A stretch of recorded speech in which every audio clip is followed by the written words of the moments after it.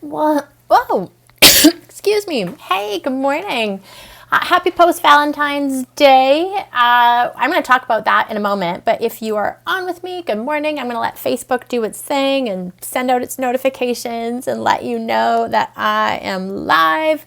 And I've got a really great question, especially in light of Valentine's Day and what might be in your homes. So Valentine's Day, I believe, I gotta double check this, but I believe it's the highest grossing week for chocolate and candy sales, and it beats Easter. Okay, so that's a lot. So the question I wanted to answer today is from Deborah. And I just don't think she's alone with this. I mean, I certainly have done this. I can feel the pull of it. And basically it is, help me not want wine and cocktails so much. Basically, I wind down with them. So this is for anybody who may find that your weight is getting hindered by any kind of drinking. I read something the other day that said it's going to take 7 years for alcohol consumption to return to pre-2020 levels, which means with COVID, alcohol sales have been through the roof. And I've really heard this from so many women. It's like, we've got to start to recognize when, where, how, and why we're using alcohol. And it really is it's a legal numbing agent. Numbing agent is basically what it is, as is food. So what is with the wind down? So I'm going to talk about two specific times. So a lot of times we use alcohol as the transition drink. Like, it's the thing that we do to signal a workday has ended and our evening is beginning, or it's the thing that we do to signify that the end of the day is done, all of the work is done, kids are in bed, it's your me time maybe, and now you're going to use it to relax.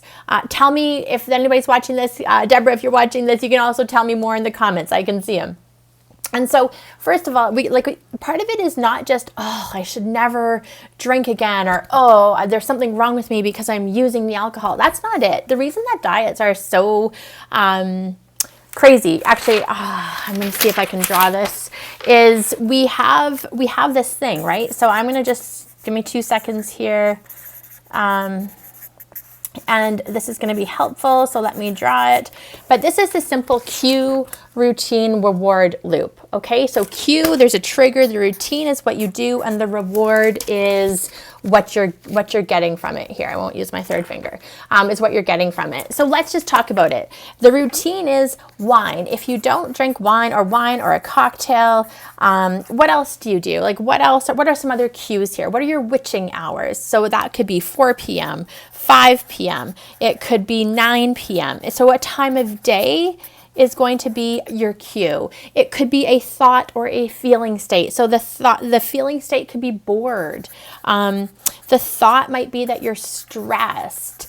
You might be angry, upset, lonely, tired, hungry, right? Anxious. So there's all of these internal cues that are going on for us, your triggers, if you will. It could be your kids, it could be your hubby, it could be work, it could be deadlines, it could be you're worried about something, it could be that you have a habit of worrying, okay? So there's all sorts of things here that are going on for women pretty much all the time. You might have all of these things going on simultaneously. I know there's been periods in my life where, oh man, that's just been how it's been, you know? So then the cue or the trigger drives us to do something. You have to understand this, because weight loss is not just behavioral and food. It's the psychological aspect of it. Hey, good morning. So you can put in so now tell me, what are the things that you turn to? So wine, cocktail, maybe it's chocolate, sweets, ice cream, bread and butter. I've heard stuff like that. Does anybody have any other things that you guys turn to? Cheese, crackers, chips, nuts. Sometimes you'll even eat things you don't like, marshmallows, right? So here's the thing. Cue, then we do something to deal with our trigger. We're trying to do something here because of all of this that we're feeling over here, okay? But here's the biggest question you have to ask yourself is, what is it that I'm really wanting? What is it that I am wanting, needing, craving? What's the emotional thing? And I can tell you it's going to be something like you need a break, you want to relax, you want you want some entertainment. If you're bored, you're going to want entertainment. You want some fun. You want to not think about it. You want to distract yourself. You don't want to feel it. You want to numb yourself. And this may not actually even be conscious. So this is the other thing. I know all of you are super smart. So remember, this is not just about what's in your consciousness, it's what's in the periphery. Sometimes this is where we have blinders on and we don't even know the right questions to be asking because it's just how we've been living, right? So that's the goal of these lives, is that we start to ask better questions so we can get better solutions and therefore better outcomes. So we want to have a break, relax, get some entertainment, have some fun, distract, numb, feel like a sense of indulgence, maybe a reward. I hear a lot of food and alcohol rewarding in our life, right? Okay, so I'm gonna now show you what I'm drawing here. All right, so this is what it looks like. There's something going on in our life with the Q, okay? Time of day, thoughts, feelings, things that you're experiencing. So at a time of day, you're stressed, you're anxious, you're bored, you're tired, you're worried, you're, all the stuff, right? And then there's something that you're doing, you're eating something, because that's just what you do. At some point, it like worked for you. Okay, but what you're really wanting is the break. You want to relax. You want to have entertainment. Yes, let off steam, release, relax, all of it. Okay, so here's what happens with diets. Okay, watch this. I wish I had 3 hands right now. Diets say you don't get to have any of this. Diets will tell you, nope. Too bad, not for you. You don't get to have any of this stuff. And we make it about the food. The problem with this approach and why it is not sustainable, why it will not work in the long run is, guess what? You're human. You're human and you still have all of these emotional rewards that you just simply do not know how to fill yet without using this kind of fake form. Because if you look up any definition of any of these kind of foods, it'll never say, oh, this should be used to help with stress reduction. Oh, this is a food that promotes numbing. Like, it won't tell you that. That's not what this is for. We just misuse it and it becomes our habit. Okay, so this is what we have to understand. It's not about the food. It's about what we're using the food to get, the alcohol to get, and then we have to go, oh my gosh, I still have all of this. So when I try to white knuckle, eliminate, omit, never have, don't get, can't have, we feel like, do you ever feel like you're going crazy because you still have all of this stuff that you desire and you still have all of these cues and triggers? For me, this was like eye-opening because it made me not feel like a bad person. This wasn't about commitment, discipline, willpower, inner resolve, strength, all of the things that women start to think of when you're not sticking to your diet perfectly, all of that stuff. So then the hard work comes in, and this is the harder work. You have to go, okay, you're most likely going to keep your triggers, okay? You're probably going to keep your job. Your kids are going to be your kids. You're most likely going to keep your partner. If you choose to go through something where you leave, well, that's a whole other trigger and pain in that next realm. You're probably going to have deadlines. You're probably going to have aging parents or grief, or basically the triggers stay.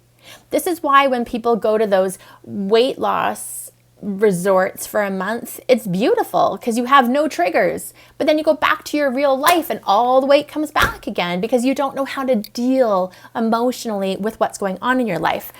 So what we have to do, and Deborah, I hope you get to watch this, is you have to do, okay, this is not working for me. And then you have to be like, okay, I'm going to draw another thing. Q. There.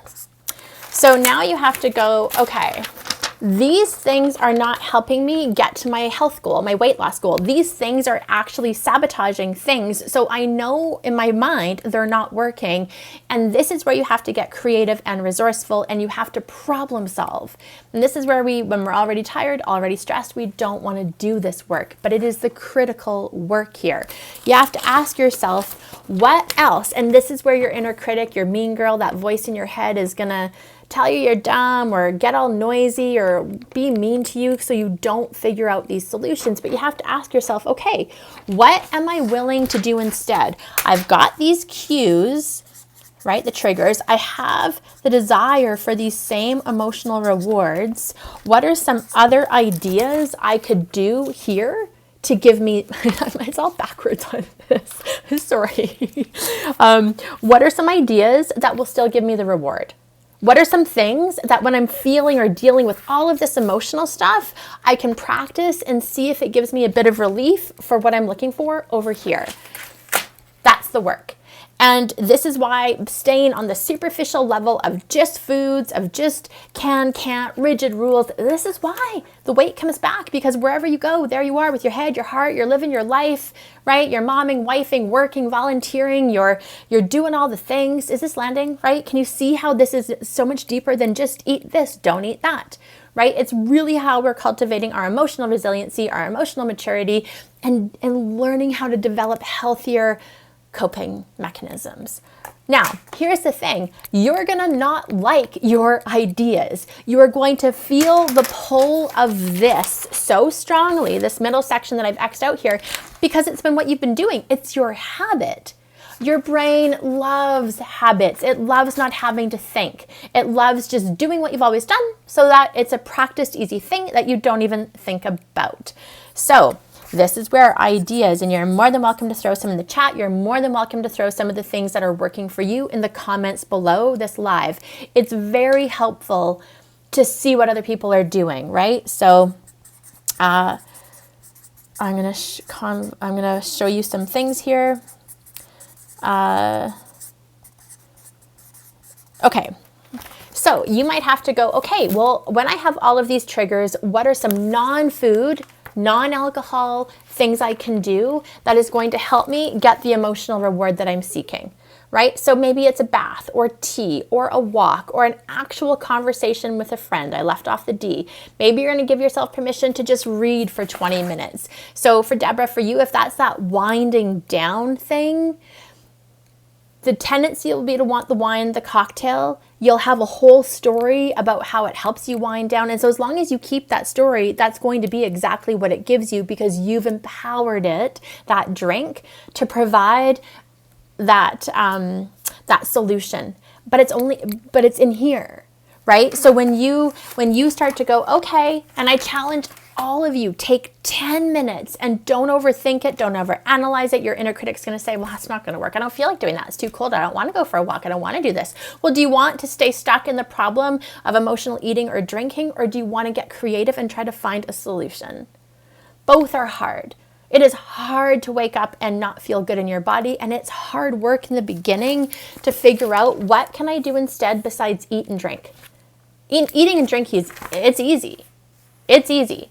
You can overdrink and overeat literally in 10 minutes or an hour, and then we can repeat it. We can repeat it daily. And then it doesn't matter how good, I'm going to use that word here because somebody else just emailed me, how good you are during the day. Your evenings can blow any kind of weight loss efforts that you're putting into it. And that's when I say you're going into weight loss purgatory, where you're trying so hard and you're not getting anywhere. And then the frustration builds, and then you start to wonder what's wrong with you, and then you feel like you need to go to further extremes with dieting. No, you don't. You don't. You need to do the work to go, okay, what are my cues and triggers?